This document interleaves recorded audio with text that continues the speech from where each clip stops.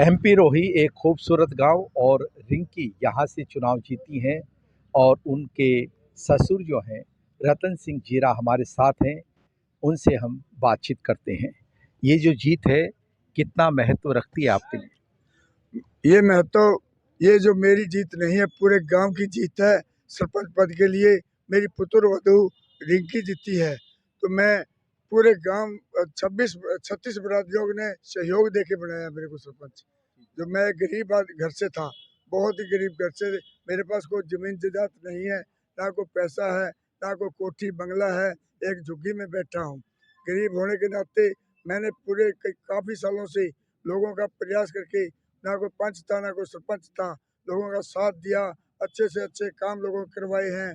किसी भी तरीके का काम होता आधी रात को जाता था और काम करवा के आता था। उसका मुझे ये रिजल्ट आज मिला है, जो कि ये सरपंच के लिए। तो ये सरपंच 2 पंचायतें बनाने के लिए, इस गांव की एक पंचायत होती थी पहले, तो जो ये आज चौथा सरपंच बना है।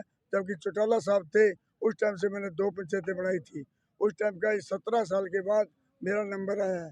मैंने इस एक पौधा लगाया था इस गांव के अंदर, गरीबों के लिए हरिजन पंचायत बनाई थी। और चौटाला साहब कह के गए थे कि इस पंचायत को कोई तोड़ने वाला नहीं है।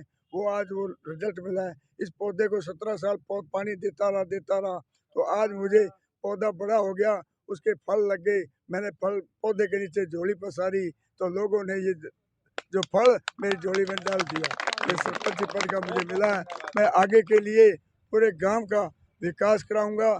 जो भी विकास होगा, गांव का भाइयों का साथ लेकर के इस गांव का पूरे से ज़्यादा अच्छे से अच्छा विकास कराऊंगा। स्ट्रीट लाइटें हैं, जोड़ की खुदाई है, डायमंड जोड़ बनाने का काम करूंगा। सड़कें हैं, टूटियाँ हैं, नालियाँ हैं, खेतों की सड़कें हैं, पुलियाँ हैं, यानी कि हर तरीके का विकास कराऊंगा। स्कूल की देख रेख करूंगा। स्कूल में अध्यापकों की कमी नहीं आने दूंगा। अच्छी शिक्षा बच्चों को मिले और अच्छे बच्चे शिक्षित होके अच्छा ऊंचे पद पर जाए, नौकरियां लें, शिक्षित हों। जहाँ भी उनकी भर्ती के बारे में है, किसी के पास जाना पड़ा, मंत्री के पास जाना पड़ा, मुख्यमंत्री के पास जाना पड़ा, उनकी सिफारिश के लिए मैं साथ में जाऊंगा। और जैसे हॉस्पिटल है, जो सरकारी हॉस्पिटल है, उनमें मेडिसिन नहीं है, तो मेडिसिन डलवाने का, उपलब्ध करवाने का प्रबंध करवाऊंगा। तो डॉक्टरों की कमी है, तो डॉक्टर हॉस्पिटल में बुलवाने का काम करूंगा। कोई ऐसी कमी नहीं आएगी मेरे गांव के अंदर, पूरा सहयोग दूंगा।